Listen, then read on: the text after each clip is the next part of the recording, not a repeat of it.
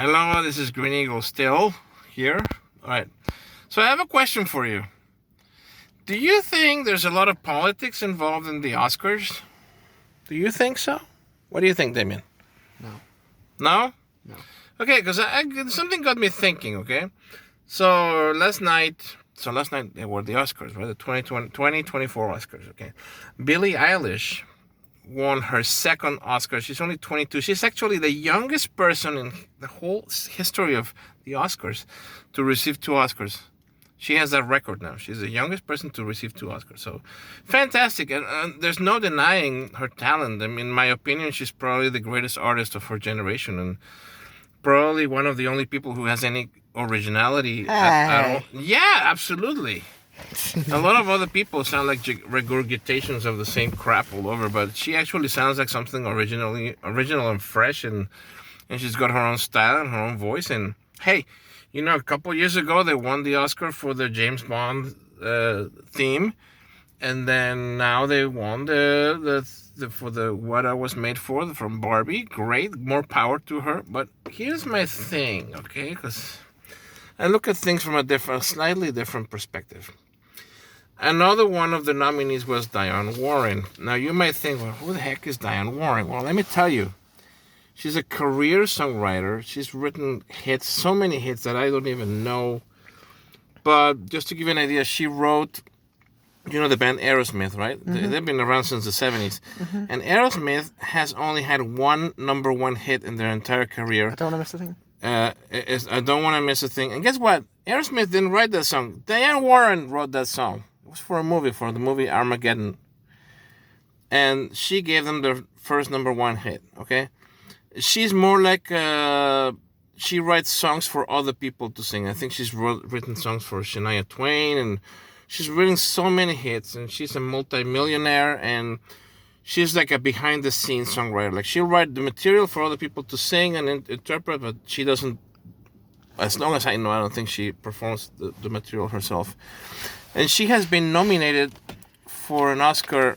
She's been nominated for an Oscar 8 times. 8 times. That's a lot, okay? And she's getting older. I don't know how old she is, but I saw her yesterday at the pre-ceremony. You saw her? Well, I didn't see her. I mean, I saw her on TV.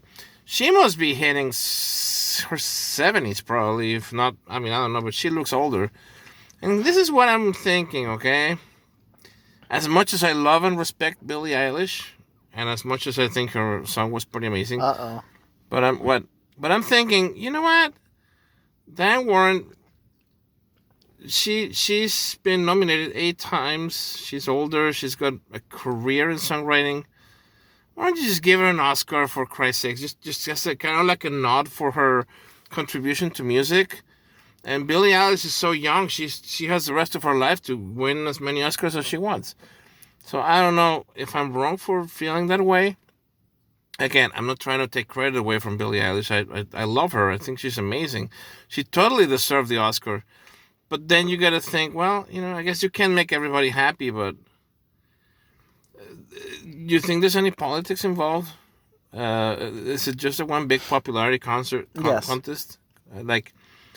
Because, I don't know, does the Oscar recognize the moment or the career? Like, for example, Robert Downey Jr. Won the Oscar for the Best Supporting Actor. Totally deserved. But then you got to think of the stellar career he's had as an actor and all the background. You think he would have still won the Oscar if it was the very first movie he made? Probably not. So you have to weigh in the career of a person as well, I think. Well, that's just my opinion. And it was totally deserved. But, so I don't know. I don't know how I feel. I kind of have mixed feelings. I'm happy for Billie Eilish. I'm sad for Diane Warren. But it is what it is. I guess you can't please everybody, right? What do you think? I think the Oscars are total bullshit, and they only exist for money, so that people on TV with nothing better to do with their lives can just remote control, flip, and then they find something on there. But also, it's really, I mean, the Oscars are chosen by like 10 rich people, rich old men in suits that that are, they're biased and whatever, and it's just like a super elite point of view of like what people actually cared about. So it's like the Grammys, and the Grammys are a mix of. Well, same thing. The Grammys have Same trouble. thing. The Grammys have trouble deciding whether they're awarding the most popular or the most artistically interesting, the most artistically valuable. Well, that begs the question: is success measured in the artistry and quality of the work, or in record sales? No. As much as it sucks, success is not measured in how good you are. Sorry, but how good you are is subjective. Your record sales, your album sales, those are not subjective. The Beatles have sold a lot of albums and a lot of Don't get me talking about stuff the Beatles, like that. Okay? That's for a different day, please. This is No. This is an example. Don't. No, Tread carefully, boy. Okay, Taylor Swift Okay, that's has better. sold. Fuck you. Taylor Swift has sold tons and tons of albums. That's not subjective. Taylor Swift is an amazing songwriter. That's subjective. The Beatles are amazing performers. That's subjective. So, how many number ones someone has or whatever, that's based off of record sales and streaming data.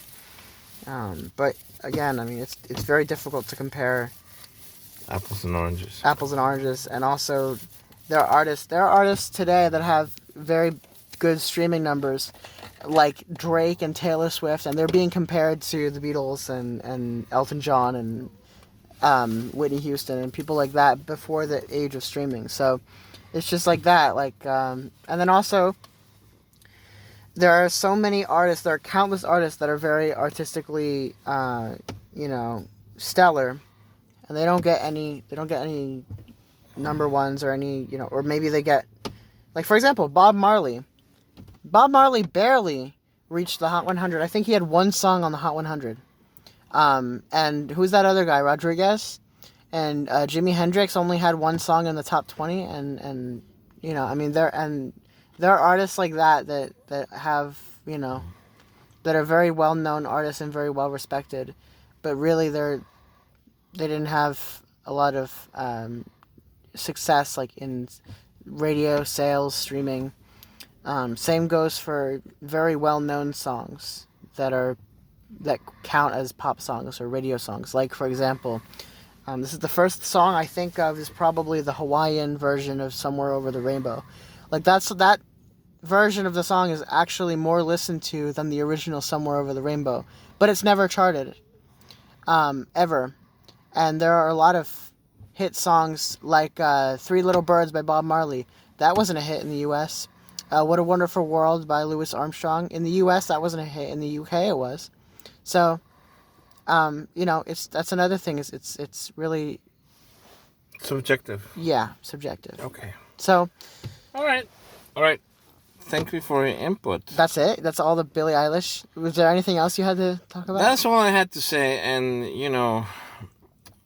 all I have to say. Well, who the big winner was? Oppenheimer. That movie sucked. Oppenheimer was the bomb. That movie was boring. I'm gonna kill Get you. it? I'm gonna Get kill it? you. Oppenheimer was the bomb. I'm gonna drive this car into a pit. Brad Pitt? No, he wasn't even in that movie. Oh. Anyway. What was I gonna say? Yeah, that movie sucked. It was too long, too boring, and it didn't have enough Einstein in it. It wasn't about Einstein. That was the only guy I even recognized in the whole film. Einstein was the voice of reason and morals. So he had a very important role in that movie. And he was trying to get them to stop making bombs. Yes. But at the end of the day, he gave in to them, and he was a coward, and he gave in. What? Einstein? No. Absolutely. No. He should have told them, you know what? Fuck you. I'm not making the atomic bomb. He was kind of like strong-armed into doing it. He didn't want to do it. He didn't want to do it. Then why did he do it? Because it was preferable than the United States. The reasoning was if it's between the Nazis having the nuclear the atomic bomb or the United States, is better the United States has it. That was the reasoning. Now that's a story for another day, whether the nuclear bomb was justifiable or not. There's a big dilemma over that. Personally, I don't think it was justified because no human life, no loss of human life by the hands of another human is ever justifiable. Even in a case of self-defense, I still think that, well, okay, maybe in a case of self-defense, yes. Like, if I see somebody that's about to kill you and then I kill them to save you, to protect you, then I guess in that case it is justifiable because you're defending yourself. But other than that, I don't think it was justified. But anyway, that's a story for a different day. You said no human life is ever. What did you say? Oh god, now we're going into a freaking rabbit hole. No. What did you say? There's no justification for a human life being wasted by another human. What about animal lives? See, now we're going into a rabbit hole, aren't we? It's a good question. How did we go from the Oscars into veganism? No, it's a good question, Dad. Let's save it for a rainy day, shall we? A rainy day? Yeah, today's sunny. You never want to talk about that. Oh gosh. Because you know that I'm right. Anyway. Okay, then, man. Anyway. You're right. Oppenheimer. What were you saying about Oppenheimer, the atomic bomb? He was the bomb. No, he was ass. And that movie didn't have enough Einstein in it. All right, well, I gotta go. Okay? What were you saying about the Oscars? I was saying that my question, and I pondered to our listeners, do you think it's more like a popularity contest or more like is it actually based on talent or success or quality or... another thing that bothered me a lot about the Oscars is like a lot of the old timers, like the usual suspects, they're starting to not show up. Like, you know, like a lot of people are aging, I guess. Like, you don't see people like Jack Nicholson because, well, he's gaga now. And same thing with people like Bruce Willis. He's very sick. But some of the old time actors, they're not even... You didn't see Meryl Streep there. You didn't see people like Helen Mirren. I don't think she was there. You don't see people like... I don't know. There's like all this golden age actors and actresses, and now there's all these young faces. Nothing wrong with young people. I just feel kind of it's like a different world that I don't really know, and it bothers me because I feel like I'm being left behind. Like now they have all these new faces, and I'm like, I don't even know who these people are, and I feel like an old fart, and I don't like it. Well, you should take some time and investigate. No! If you have time to watch the Oscars, you have time to look into who those young people are. I don't care. More power to them. What about when I'm up there? Will you say, "Oh, I don't care about who your friends are"? That's different.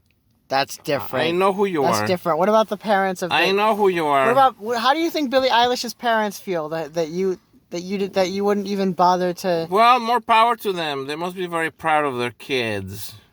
I don't know. That's I would be. Really? Yeah. Anyway, we better go.